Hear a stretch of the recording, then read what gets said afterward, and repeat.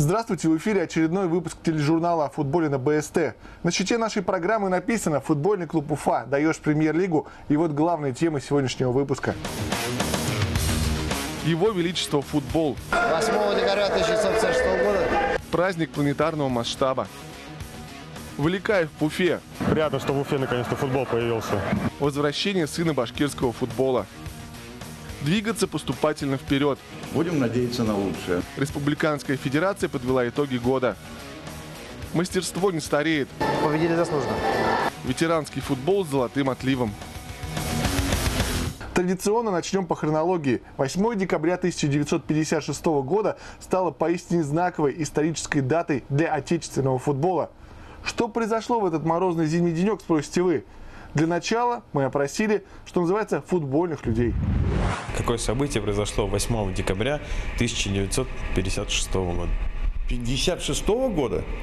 Если я не ошибаюсь, я могу и ошибаться, это что-то связано с Днем футбола, да? Может, вы подскажете? 8 декабря? Не знаю. К сожалению, не знаю. Не трагически, ничего такое. Может быть, «Спартак» обыграли 3-0. Тоже нет. 8 декабря 1956 года.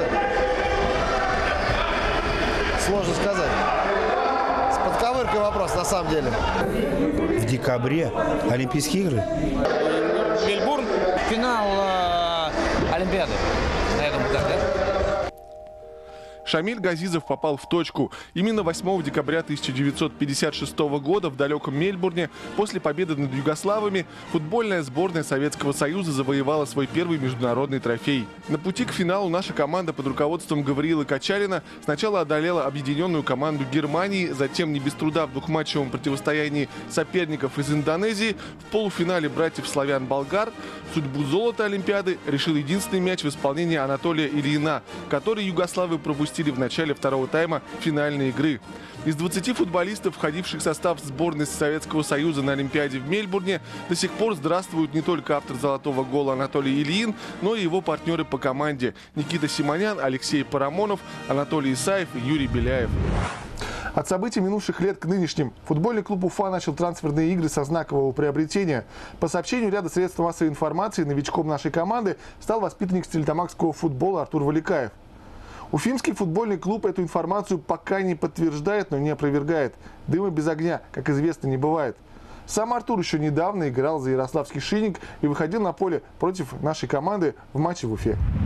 В принципе, приятно, что судьба так сложилась. Приехал в родной Башкортостан поиграть на таком высоком уровне. Ну, приятно, что в Уфе наконец-то футбол появился. Еще будучи игроком «Шинника», Артур Выликаев не скрывал своих искренних чувств к родному Башкортостану. И вот свершилось. Артур возвращается на родину. В 6 лет Артура привел в футбол его отец, а первым тренером стал Сергей Иванович Кононов. В 2006 году он попал в первую команду города Соловик, однако первые матчи провел уже в 2007. После того, как стерлитамакская команда прекратила свое существование, сезон 2008 он отыграл в Екатеринбургском «Урале». В 2009 успел поиграть в Нижнем Новгороде и Ростове.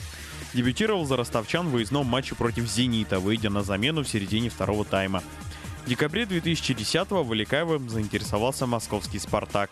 11 января 2011 года контракт со «Спартаком» был подписан, а 31 августа того же года Выликаев перешел на правах аренды в пермский «Амкар». Сыграв 2 матча в чемпионате и матч в Кубке, зимой был отправлен обратно в Москву. 8 февраля 2012-го Выликаев подписал контракт с ярославским «Шинником». В составе этой команды провел 34 игры и забил 2 мяча, оба в ворота нижнекамского «Нефтехимика». Также Артур провел 1 матч за олимпийскую сборную России. Зимой 2009-го привлекался в молодежную сборную, за которую провел 1 матч на Кубке Содружества. Главным тренером молодежной команды тогда был Игорь Колыванов. Реконструкция уфимского стадиона «Нефтяник» проходит в плановом режиме. Опробовать футбольный газон в официальных матчах наша команда сможет уже весною 2014 года. Тем временем административное здание спорткомбината «Нефтяник» постепенно осваивается Республиканской федерацией футбола. Именно там прошло отчетное заседание федерации, на котором подвели итоги года. Выработана ли стратегия и на каком основании будет приниматься решение о закрытии обязательных возрастов для футбольного клуба Уфа на предстоящий сезон? По регламенту, начиная, значит, с 96 года, 5 команд, значит, по тренерам, то, что вас интересует, мы как раз после приезда Савелия Давидовича 20 числа января они приезжают со сборов, мы собираемся, значит, в индивидуальной беседе эти будут, как говорится, утверждаться. По годам рождения, конечно, мы все будем учитывать и результаты. Подобные диалоги показывали небезразличие футбольных специалистов к своей работе. Жизнедеятельность спорта номер 1 в республике идет поступательными темпами. Но уже сейчас понятно, что для большей эффективности необходима многолетняя целевая республиканская программа по развитию футбола в Башкортостане. Ее принятие поспособствовало бы возрождению команд в некогда футбольных городах и районах. Бирск, Мелеуз, Туймазы и, конечно же, Стерлитамак просто обязаны иметь своих представителей в республиканских и даже всероссийских турнирах. Все-таки мы надеемся, что в следующем сезоне с помощью нашего мэра, который, я хочу сказать, что к спорту вообще относится очень благосклонно, и при его помощи, или вернее сказать, с его помощью, мы надеемся, что в чемпионате республики 2013 года Стерлитамак будет представлен командой. И команда, я хочу сказать, что неплохой. Ребята у нас есть. Тренерский состав у нас прекрасный. Так что будем надеяться на лучшее. Помимо увеличения количества участников республиканского чемпионата, представители федерации поднимали вопросы о возрождении зимнего первенства Башкортостана, которое не проводится почти 30 лет. Было отмечено качественное движение в отношении продвижения футбола в социальных учреждениях республики. Необходима более масштабная работа в отношении детско-юношеского футбола. Как заверил Шамиль Газизов, в 2013 году этому должно поспособствовать значительное увеличение финансовых вливаний именно в эту немаловажную составляющую. Напоследок прошло переизбрание нового состава исполкома Федерации, который получил негласное название «13 друзей Газизова». Среди новых членов исполкома особо выделим появление Артема Кашубы в качестве исполнительного директора этой общественной организации. И еще несколько слов о Стерлитамаке. В нашей предыдущей программе мы поднимали вопрос об отсутствии футбола в городе Настерле. Эта тема получила резонанс. Встреча градоначальника Стерлитамака с футбольной общественностью города дала свои первые плоды. Это наша маленькая, но общая победа. 10 декабря. Эта дата для любителей спорта номер 1 в последнее время стала красным днем в календаре. Решением Организации Объединенных Наций в этот день на всей планете празднуют Всемирный день футбола. Упоминания о сверхпопулярной ныне игре имеются и в летописях Древнего Китая, и в хрониках Великой Римской империи. Но официально футбол появился в Великобритании, а первый зафиксированный матч прошел в 1863 году. Поначалу футбольные ристалища не выходили за пределы Туманного Альбиона. Однако уже в конце 19 века этот вид спорта проник не только в Европу, но и сквозь океаны на другие континенты. Вскоре он был включен в программу Олимпийских игр, а в 1930-м впервые был разыгран планетарный форум. Каждое из мировых первенств, проводимых раз в 4 года, является незабываемым событием.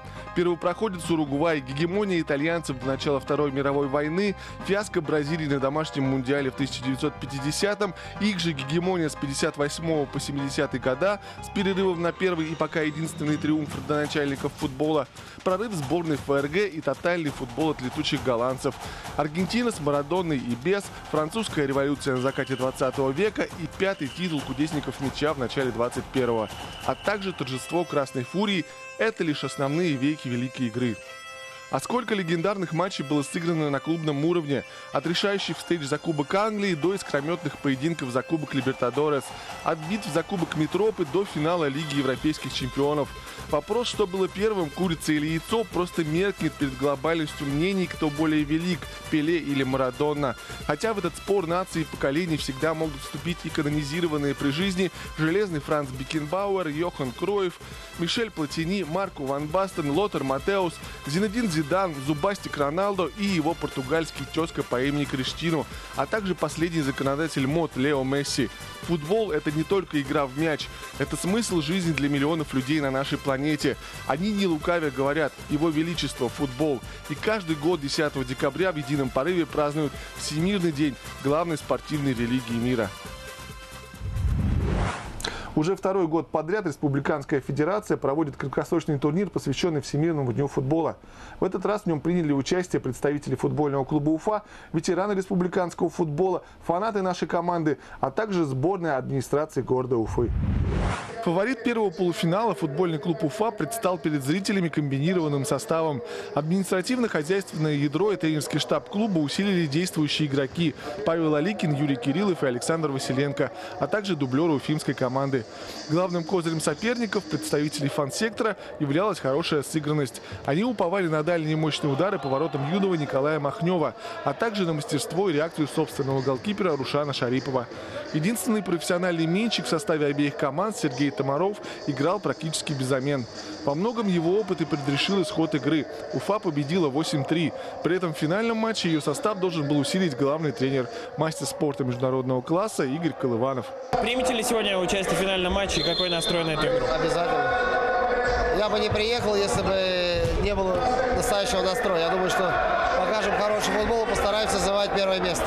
Во-первых, очень приятно было с нашими болельщиками поиграть и убедиться, что на самом деле ребята очень неплохо играют в футбол, любят его, самое главное. И вот это вот общение, оно, наверное, будет пользой для и клуба, и для ребят, поэтому только положительные эмоции. Во втором полуфинале многие ставили на действующего победителя турнира – сборную ветеранов республиканского футбола. Ей противостояли чиновники из столичной мэрии. Сборная столичной администрации была единственной на турнире, игру которой вел тренер Амир Даукаев. Команда состояла из вратаря и двух неполных квартетов. Однако даже таким составом ей удалось дать бой играющим не один год вместе ветеранам. В первом тайме их ворота защищал легендарный Олег Печенкин. Во втором пост номер 1 занял Гела Гагалидзе, не пропустивший ни одного мяча. А глубина состава команды ветеранов позволяла уверенно контролировать ход игры и периодически поражать ворота соперника. Матч завершился со счетом 5-1. В принципе, такой день футбола. Собралось очень много ветеранов, которые даже не выходят на поле, но присутствуют на этом турнире. Мы поэтому поприветствовали наших старших ветеранов, хотя мы сами уже ветераны. Но есть еще такие люди, которые наш футбол поднимали, башкирский. Они сегодня на трибуне болеют, естественно, за ветеранов. Посмотрим, как дальше пройдет турнир. В принципе, пока начало хорошее. Я думаю, в финале будет очень интересная игра с командой футбольный клуб Уфа. В игре за бронзу долгое время хорошие шансы на успех имела сборная фанатов футбольного клуба Уфа, дважды ведя в счете. Но представители столичной мэрии не только отыгрывались, но и в итоге сумели забить победный мяч 3-2 в пользу администрации Уфы. Турнир оставляет только положительные впечатления. Желательно, чтобы он стал регулярным. Насколько я уже понимаю, уже не первый год проходит данный турнир. И хочется участвовать. И футбол сплочает коллектив. И хочется все-таки занимать достойные призовые места. За год изменилось то, что, во-первых, мы уже показали гораздо лучший результат. Очень жаль, что мы должны были занимать третье место, но, к сожалению, уровень российского судейства, он оставляет желать лучшего. Вот не могу об этом не сказать, конечно. Ну а так, в принципе, все здорово, пацаны довольны. Но будем тренироваться, на следующий год будем выступать еще лучше. И теперь о главном матче турнира. Как и год назад, в нем сошлись представители футбольного клуба Уфа и сборной ветеранов башкирского футбола. Предлагаем вашему вниманию телевизионную версию решающего матча с комментариями Артема Котишева. Итак, дорогие друзья, мы начинаем с вами репортаж о финальном матче турнира, посвященного Международному дню футбола. И встречаются команды футбольного клуба Уфа и команда ветеранов Республики Башкортостан. Футбольный клуб Уфа собрал сборную солянку. Здесь и действующие игроки, и администрация клуба, игроки, представляющие Уфу-2. А ветераны башкирского футбола, тут, конечно, все сплошь громкие имена, посвятившие свою жизнь башкирскому футболу. Давайте посмотрим на состав. Здесь и Ирик Сафаров, Дамир Давлетов, и Рустем Шаймухаметов, и многие другие. И эта встреча, и особенно первый тайм, проходила, в принципе, под диктовку команды ветеранов. Да, вот такой парадокс. И действующих футболистов, и олимпийского чемпиона Виктора Лосева, в принципе, не испугались наши ветераны. И, как вы видите, контролируют ход матча И первый гол в этой встрече, и его автор Дамир Давлетов. Довольно быстро удалось ветеранам повести в счете. Нужно сказать, что к этому матчу подоспел Игорь Колыванов. В полуфинале он участие не принимал. Вот такой козырь был в рукаве у футбольного клуба Уфа. Но пока, как вы видите, не сыграло это усиление. По-прежнему в атаке ветераны. Самоотверженно играет в защите Юрий Кириллов. Нужно сказать, одна из самых заметных фигур в первом тайме. И вообще у Юрия Кириллова был реальный шанс стать лучшим бомбардиром этого турнира. Для этого ему необходимо было забивать вот в этой финальной встрече 2 мяча. Александр Василенко также на площадке. В принципе, у Уфы начинал и эту игру один и тот же состав. Александр Василенко, Шамиль Газизов, Юрий Кириллов и игрок под 5-м номером в футболке Андрея Смирнова играл тренер команды Сергей Тамаров. Вновь с мячом Юрий Кириллов. По-прежнему пытается он найти ключи к воротам команды ветеранов. И вот еще один удар. Это, наверное, самая реальная возможность Юрия Кириллова в этой встрече. Забить гол, но не удалось. Ну и контратаку ветеранов защита футбольного клуба Уфа нейтрализовала. По-прежнему не меняют уфимцы состав. Нужно сказать, что вот у ветеранов это 3 сбалансированные четверки. А уфимцы первый тайм провели по большей части одним и тем же составом. Скучает Виктор Лосев и Ринат Шайбеков. Ждут своей возможности выйти на площадку. Юрий Кириллов вновь с мячом. И попадает в штангу Юрий. Дальний удар. И совсем немного не хватило Юрию для того, чтобы счет сравнять. Шамиль Газизов прессингует.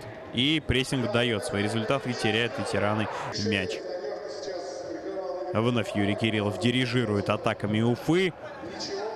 Ну и прессинг в исполнении ветеранов тоже, конечно, хорош. Василенко, передача, но не удается Игорю Колыванову, который выступал в футболке Виталия Галыша. Не удается остановить мяч. А вот здесь уже Юрий Кириллов, который, такое ощущение, что находится абсолютно везде, отработал Юрий в обороне, прервал опасный прострел вдоль ворот. Сергей Тамаров 1 в 1 решил не обыгрывать, сделал передачу на Кириллова. И что будет делать Юрий? Вновь раскачивает он защитников. Ну и Игорь Колыванов не попал по мячу. Элементарно не попал по мячу Игорь Колыванов. Но нужно сказать, что Игорь Владимирович уже побывал в Дубае. Немного отдохнул и, возможно, несколько растерял игровые кондиции. Не прошел вот этот пас голкипера в нападение, где Валерий Петров уже готов был принять эту передачу. Видите вы, что появился на площадке Уфы Павел Алигин. А тут немного ошибается молодой голкипер Андрей Махнев, голкипер Уфы-2, который весь турнир провел в рамке ворот. Запасного голкипера у Уфы попросту не было. И вот у Тамарова возможность была для того, чтобы взять ворота, но самоотверженно сыграл кто-то из защитников команды ветеранов. Вновь Тамаров с мячом. Делает передачу на Кириллова. Ну и здорово играют в отборе ветераны. И гол. Нет, здесь была штанга. А вот это гол. И автором этого гола становится Юрий Довженко. Сначала Довженко попал в штангу, но тут же реализовал угловой. И 2-0. Арбитр сегодняшней встречи, арбитр ФИФА Сергей Шпеньков, объявляет о том, что завершился первый тайм. Но завершился первый тайм, нужно сказать, со счетом 3-0. Телевидение — эта штука, конечно, хорошая, но не всесильная. Не удалось один из мячей, которые ветераны забили в ворота Уфы, нашей съемочной группе заснять. И таким образом очень весомое преимущество по меркам большого футбола, даже разгром. Ведут ветераны в счете 3-0. И, как вы видите, на этом останавливаться не собираются. Контролируют мяч, придумывают разнообразные атаки. В общем, показывают, что находятся в прекрасной форме. И вы вот видите, как здорово держится мяч у ветеранов. Юрий Кириллов бегает как заведенный. Но никаких плодов это не приносит. Но вот здесь пустился он в отбор. И удалось ему мяч в аут выбить. Вот здесь Кириллова останавливает защитник команды ветеранов. И 4-й мяч вылетает в ворота Андрея Махнева. И Евгений Кузьмин его автор. Да, не очень хорошее настроение в стане уфимцев. Виктор Лосев, как вы видите, появился на площадке. Ну и Александр Василенко. Немного забегая вперед, скажу, что именно ему суждено будет стать одним из главных героев второго тайма, а ветераны продолжают атаковать. Иван Власов бил по воротам Андрея Махнева. А вот у ветеранов хорошее настроение. Действительно, 4-0. И по такой игре очень сложно Уфе будет отыграться. Тем более, что ветераны мяч контролируют, а не владея мячом, очень сложно забивать мячи. Рустему Шаймухаметову не удалось здесь попасть в створ ворот. Бил он не глядя. Ну, хорошее настроение у Шаймухаметова. Действительно, чего грустить. Играют ветераны в удовольствие. Тамаров бьет по воротам. Гела Гагалидзе на месте. Нужно сказать, что заменили вратаря в перерыве. Ветераны, посмотрите, какая уверенность у этой команды. В такой важной встрече заменили они вратаря. Вот видите вы, какой опасный момент был сейчас у Дамира Давлетова. Но не удалось ему оформить дубль. А вот Александр Василенко наконец-то забивает первый мяч Уфы в этом матче. Александр Василенко. Бросились уфимцы отыгрываться, бросили в дело молодую поросль. Видите вы, что Булат Хайрнасов появился на площадке, а Гела Гагалидзе продолжает творить чудеса. Заменил Гела Гагалидзе в перерыве Печенкина, Олега Печенкина. Ну и уверенно себя чувствует в рамке Гагалидзе. Сразу же вводит мяч в игру, делает передачу на Шаймухаметова. Еще одна очень опасная атака. Шаймухаметов бьет пяткой, вы посмотрите, что творит. Ну и еще одна возможность. Сразу 3 игрока на одного защитника, которым был Хайрнасов и вратаря. У ветеранов вываливались. Но все-таки забить никому больше в этом матче не удалось. Победа команды ветеранов со счетом 4-1. Поздравляем наших прославленных ветеранов с этой победой. Второй год подряд им удается одержать победу в этом турнире. Действительно показывают наши ветераны, что не стареют ни телом, ни душой, в прекрасной форме, еще способны многим и многим доказать, что такое настоящий уфимский футбол. Ну а это награждение команд. Видели вы, что получили свой заслуженный кубок команда болельщиков, которая заняла 4-е место. Это представитель команды администрации города Уфы, получает также заслуженный приз. Нужно сказать, что команда болельщиков также второй год подряд заняла 4-е место, но положительная динамика уже имеется. Был реальный шанс у болельщиков вырвать бронзу у команды администрации Уфы, но немного не получилось.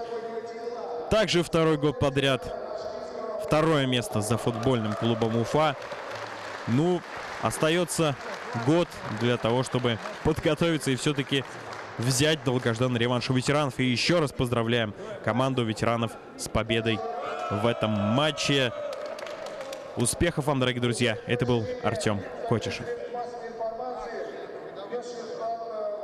Секрет прост. Мастерство, во-первых.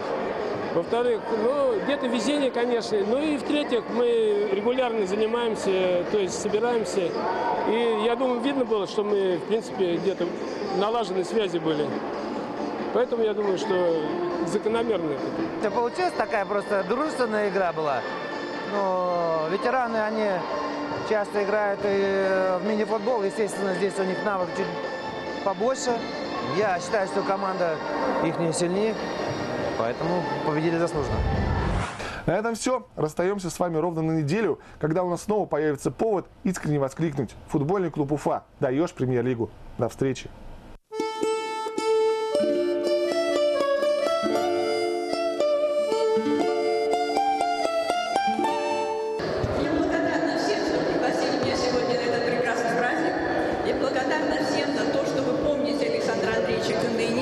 Который безумно любил футбол, как и все миллионы болельщиков и любителей футбола сегодня.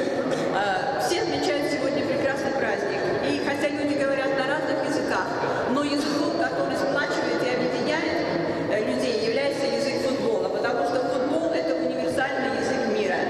Всем удачи, здоровья, успехов! С тобою мы объехали полсвета, каждый раз тянула нас домой.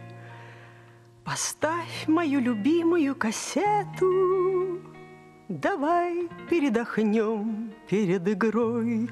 тебе судьбу мою вершить, тебе одной меня судить. Команда молодости нашей, команда, без которой мне не жить.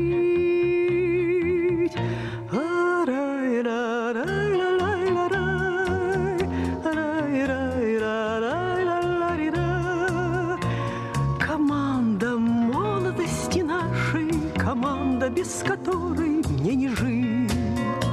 Трава на стадионах зеленеет, а мудрость, словно осень, настает. Друг к другу мы становимся нежнее, когда борьба все яростней идет. Тебе судьбу мою вершить, тебе одной меня судить. Команда молодости нашей, команда, без которой мне не жить.